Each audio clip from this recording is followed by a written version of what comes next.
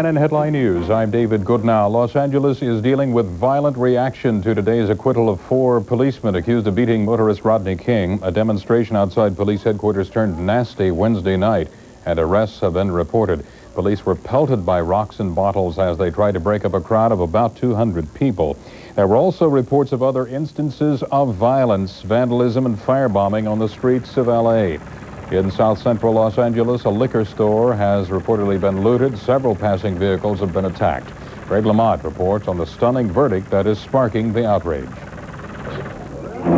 With a dramatic videotape of a beating as its star witness, this was seemingly a slam-dunk case against 4 police officers accused of excessive force against motorist Rodney King. But in a hushed courtroom, it was learned the jury decided otherwise. We, the jury, in the above entitled action, find the defendant, Stacy C. Kuhn, not guilty of the crime of assault by force likely to produce great bodily injury and with a deadly weapon. 3 of the accused officers were acquitted of all charges, but the jury hopelessly deadlocked on one charge of excessive force under color of authority against Officer Lawrence Powell, the one seen doing most of the beating in the videotape. A mistrial was declared on that charge.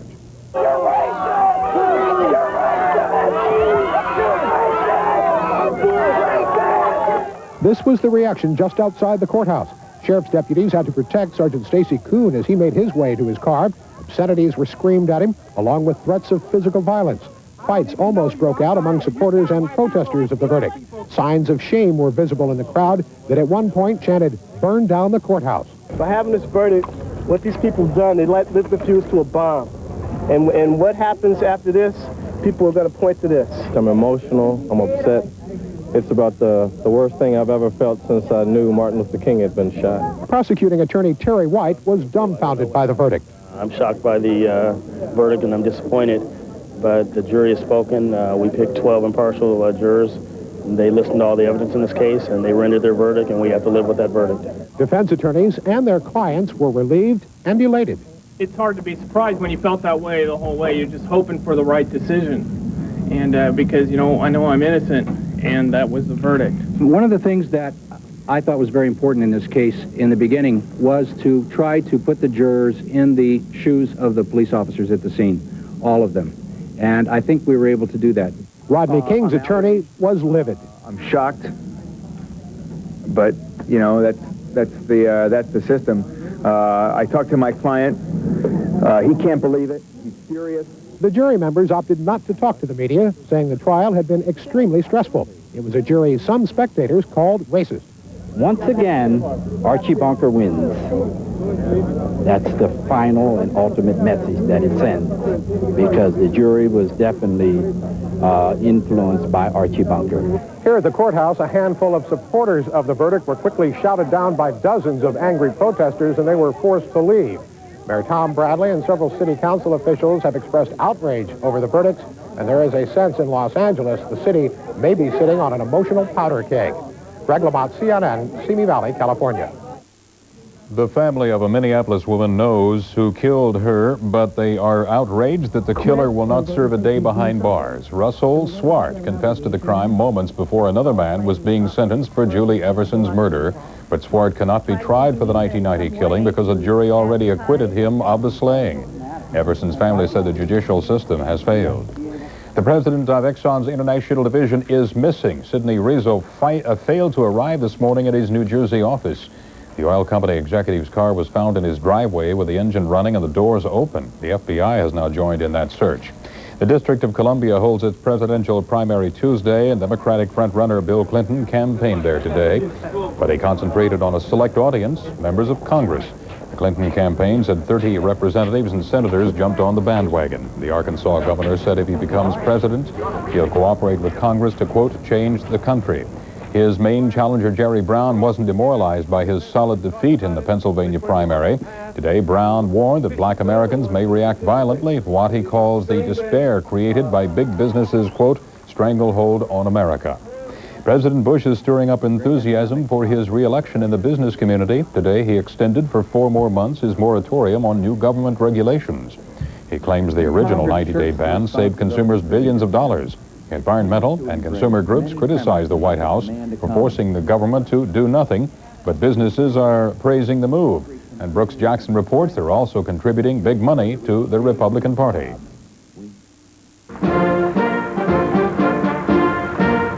They called it the President's Dinner. The President, a bit embarrassed, calls it perfectly legal. I've taken my last question on that subject and said I think it was a huge success. And everything complied with the law. The Tuesday night dinner raised $9 million for Republicans, most of it from sources that would have been illegal if the money had gone directly to federal candidates. Money from individuals giving more than the federal limits. Money from business corporations, all funneled through state Republican parties and legal under state law, but used in ways that help federal candidates. It's called soft money. Wednesday, the Senate moved toward final passage of a bill that would shut down that soft money loophole, which both parties use. The so-called soft money, and that we will be eliminating. What the press refers to as sewer money. But Bush promises to veto that bill, making the president's soft money dinner a target for protest. You can be assured 1,000 more points of light for you. 1,000 points of light, ladies. An embarrassment to be sure.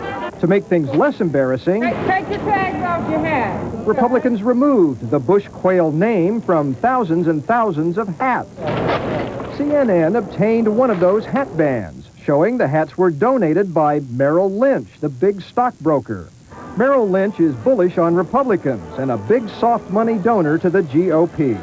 Merrill Lynch is lobbying for a capital gains tax cut, which would boost sales of stocks and bonds, and Merrill Lynch's sales commissions. Merrill Lynch also wants tax-deductible individual retirement accounts, another profitable line of business.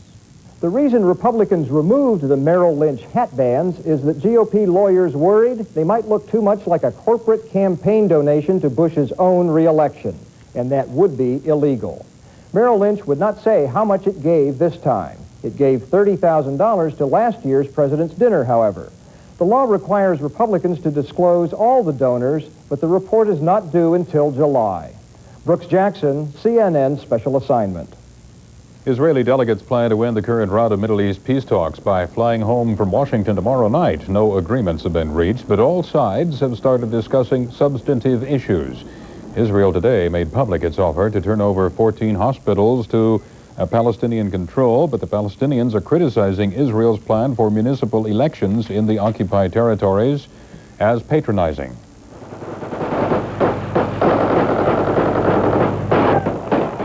10,000 troops led by rebel leader Ahmed Shah Massoud arrived in the capital of Afghanistan today. Some of the soldiers disobeyed orders not to fire their guns in the air, celebrating the arrival.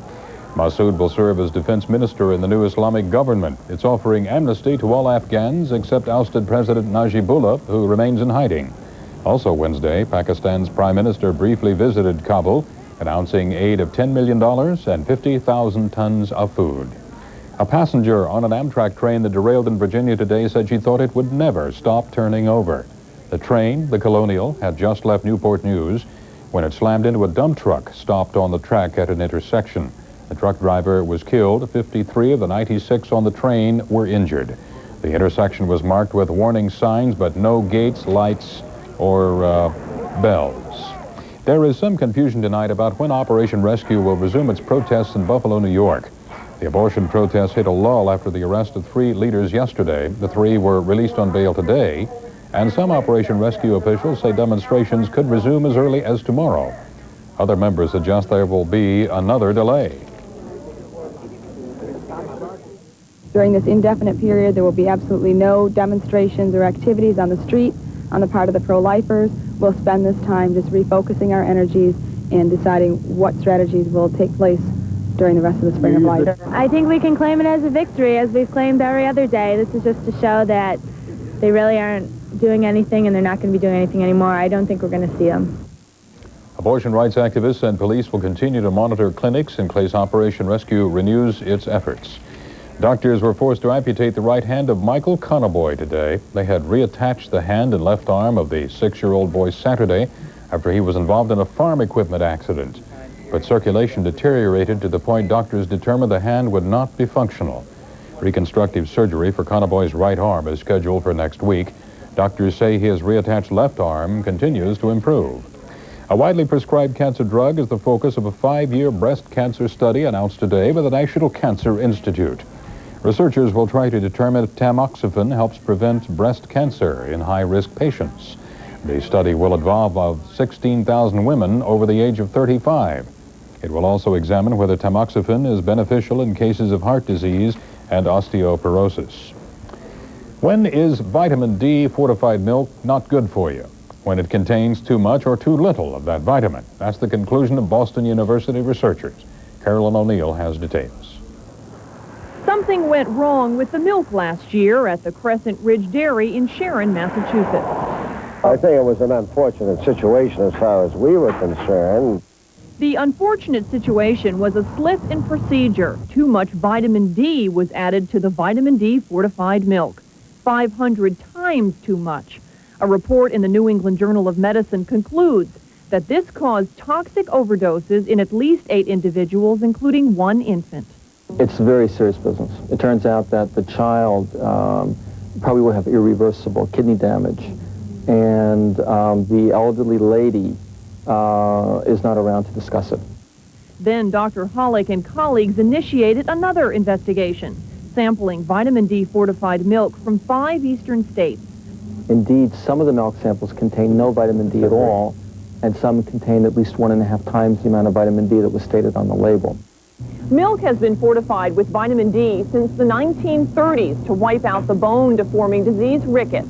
At the turn of the century, rickets plagued over 85% of children living in North America and Europe. So vitamin D fortification is a good thing if it's done properly. The federal government leaves it up to the states to monitor vitamin fortification of milk. And let me stress, I'm quite confident that there is no national public health problem here. However, I do believe that national standards might be certainly something worth considering. But Dr. Hollick says his investigation shows the milk industry has not been careful in monitoring the vitamin D content in the milk supply, and I would hope that they would now do a better job at it. Is vitamin D fortified milk safe to drink? We're not advising people to stay away from milk. The amount of vitamin D in excess that we found is in no way intoxicating, will be of no consequence to the consumer, even if they're drinking up to a quart and a half a day. And if there's not enough vitamin D in milk, going outside will help. The skin makes its own vitamin D from sunshine. Carolyn O'Neill, CNN, Atlanta. Next, will 1-700 prove a lucky number for AT&T? This is CNN Headline News. Recently, the International Motorsports Association held a decathlon, performance and control. Over 22 days, 7 cars competed in 10 events to determine which was best overall. It wasn't Acura or Volvo, nor Mercedes or Mazda, nor Lexus or BMW, but the Audi 100 V6, the IMSA Decathlon Gold Medal winner.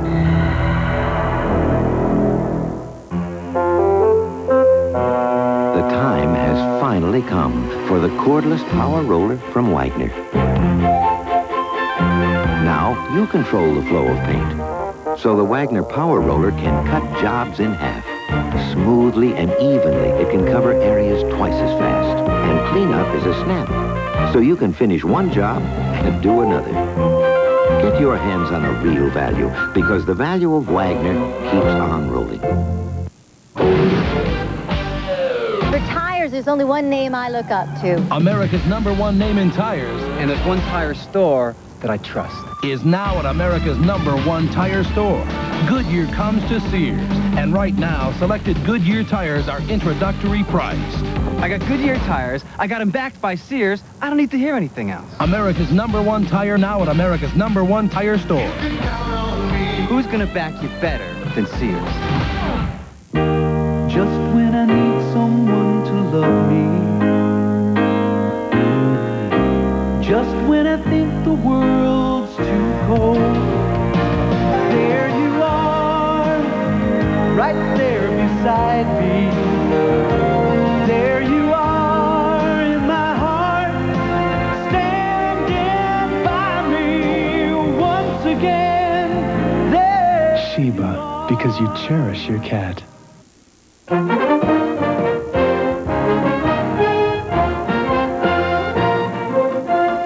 Delta Airlines is bringing its expansion plans in for an early landing. The carrier says it will cut spending by purchasing 100 fewer planes than expected. Delta also said it will make some reductions in its staff through attrition in the hope that layoffs will not be necessary. Some analysts say the airline has one of the best earning records in the industry, but Delta posted a $150 million loss for the first quarter of 1992. Things may be turning around for Ford Motor Company. The number 2 U.S. automaker is reporting a first quarter profit of $338 million. It marks the first time Ford has been in the black in the last year and a half. Ford's chairman calls the figures a significant step forward. On Tuesday, General Motors also reported revenue increases. Chrysler is expected to release its first quarter figures on Thursday. For $7 a month, AT&T says you'll never again have to worry about telling your friends your new phone number. Jeannie Mose examines the pros and cons of Easy Reach 700. For those who are prone never to be separated from the phone, not even when headed into an elevator, AT&T has something new. With this announcement, we're to the stage where we give someone a number for life. Sounds like a life sentence, a phone number that doesn't change when you move, and moving is something the average American does 11 times in a lifetime. In this age of faxes and beepers and car phones and airplane phones, it was only a matter of time till the personal phone number arrived. What makes it so personal? Traditionally, if you think about a phone number, usually it's assigned to a telephone that sits on a desk or something. What we've announced is a phone number that's assigned to a person. So no matter where you go, you can have your calls follow you. Follow you across the continental United States.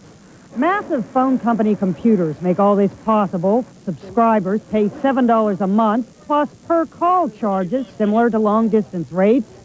What they get is a 1-700 phone number permanently assigned to them. Then, wherever they go, be it work or friends or an out-of-town hotel, they just punch a series of numbers into the closest phone, which turns it into a phone that rings when someone dials their 1-700 number. To appreciate our service, you do have to lift a finger. Your finger may fall off after dialing all these numbers. To program any touch-tone phone to receive your calls, you dial 0-700, your personal 7-digit phone number, a 5-digit personal identification number, followed by 1.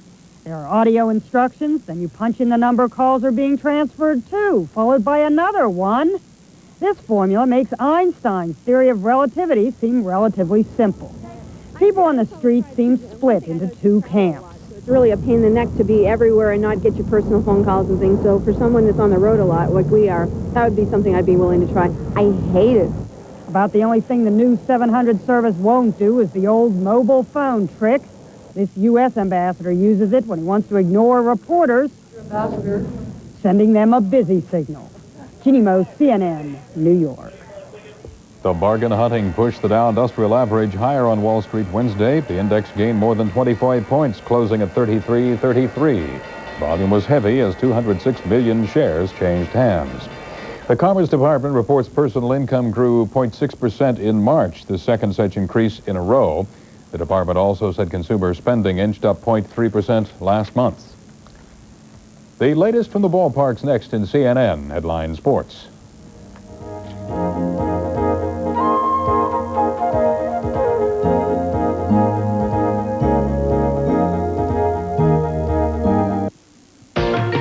This is CNN Headline News. Now here's something the man of the family can appreciate. The Sonata V6. It's so well built and worry-free. It comes with free service and maintenance in addition to the regular warranty. But all you pay for is gas. So a guy can just take off, let the V6 rip, be free, and be back in 52 minutes. The 92 Sonata from Hyundai. Yes, Hyundai. See your Hyundai dealer now for a $1,500 rebate on Sonata. Heck, bring the whole family. It's so big, it happens only once a year. America's largest yard sale at Sears. And every Craftsman mower and tractor is on sale. All tractors save $100 to $300. All mowers save from $10 to $100. Like this Craftsman 3.5 horsepower mower, only $169.99. The savings are spectacular. This week only, during America's largest yard sale at Sears. You can count on me, Sears, Roebuck and Company. Hey, is that what I think it is? Yeah, it's my new Wagner Power Painter. Well, can you edge with it? Yeah, you can edge like this, or adjust it to control the paint up close. And when I'm done, I'm gonna switch nozzles and stain my deck. Do a lot of other jobs I've been meaning to do. Well, does it clean up easy? Yeah, it's quicker than you think. Why am I painting this by hand? Good question. Get a Wagner. Beauty that lies within emerges, a triumph of nature over time. Now you can reveal that more beautiful you with new Alpha Hydrox skin treatment. Alpha Hydrox combines natural ingredients that dermatologists discovered have an anti-aging effect on the skin. It gently purifies your skin, revealing a younger, smoother, more radiant-looking you. Alpha Hydrox, the triumph of nature over time.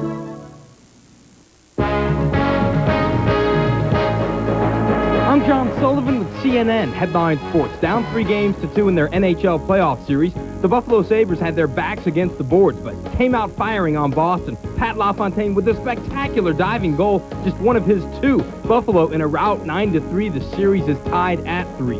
Mario Lemieux used maximum effort to score the last 2 Penguin goals in a 6-4 defeat of Washington. Pittsburgh is still alive. The series is even at 3-all.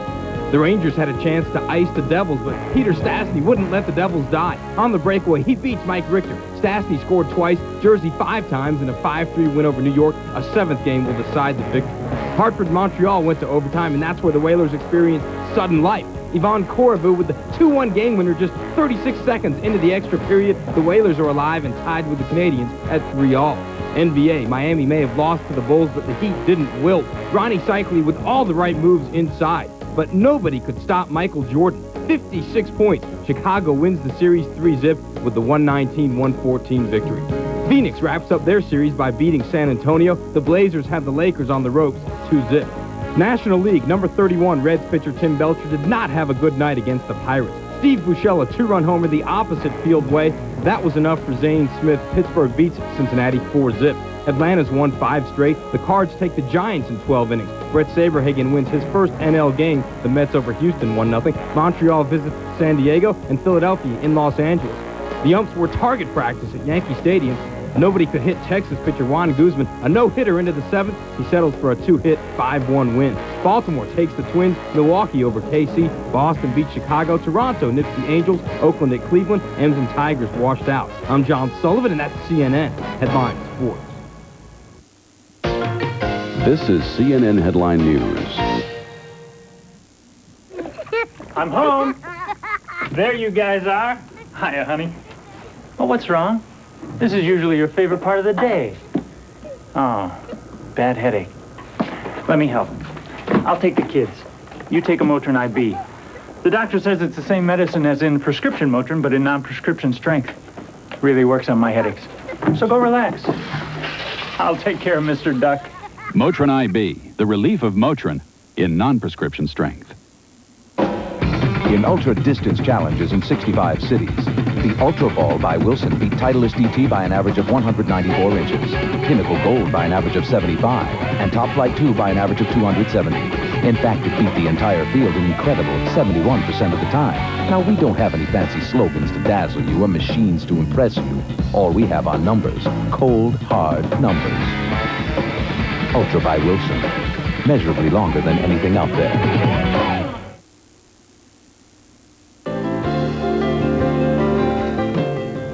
Many Broadway understudies never make it onto the stage, but Tuesday night, Maureen Moore got her chance of a lifetime during the final preview performance of the musical Falsettos.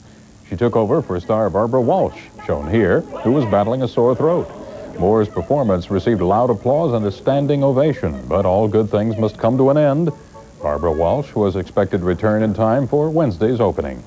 Sheena Easton's understudy in the musical Man of La Mancha is getting her chance too. Easton collapsed during Wednesday afternoon's performance.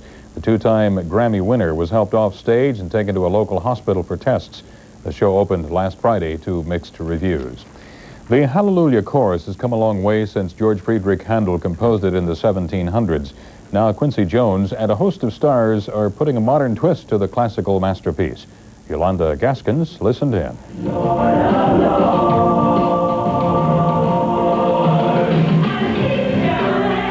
Yes, it is the Hallelujah Chorus. But now a host of celebrities have come together to record a new, more soulful version, arranged by newcomer Mervyn Warren and conducted by the legendary Quincy Jones. It's a classic. It's really a classic, and what they've done with it is what impresses me. It's just, you'd think that it was something that tightly constructed, there'd be no room to move it. They moved it. Well, I will say this. It's true to the spirit of the original composition, and it sure does lift you up. With so many strong singers, there could be concern that individual style might interfere. But Quincy has a knack for bringing it all together. As outrageous as what I do is, it still, even in those moments, is a process of really coordinating and really blending in and making things fit together.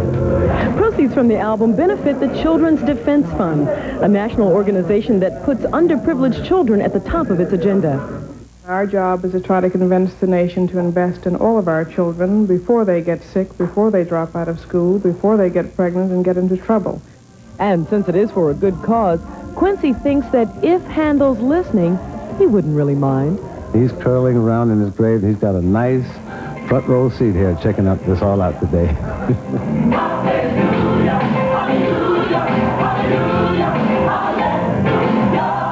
Yolanda Gaskins for CNN Entertainment News, Hollywood.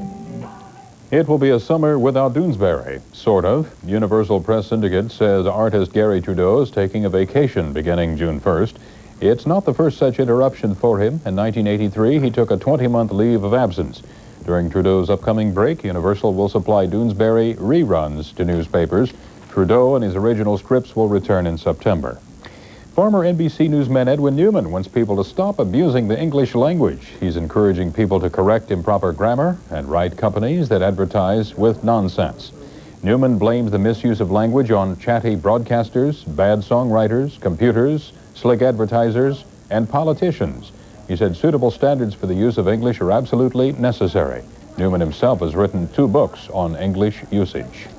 Here's a look at what's ahead on CNN Headline News.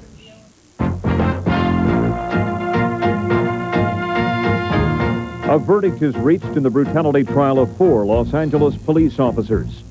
Delta's expansion plans are put in a holding pattern. And the information printed on your milk container may not be accurate. That and more in 2 minutes. I'm David Goodnow. Around the world in 30 minutes, this is CNN Headline News.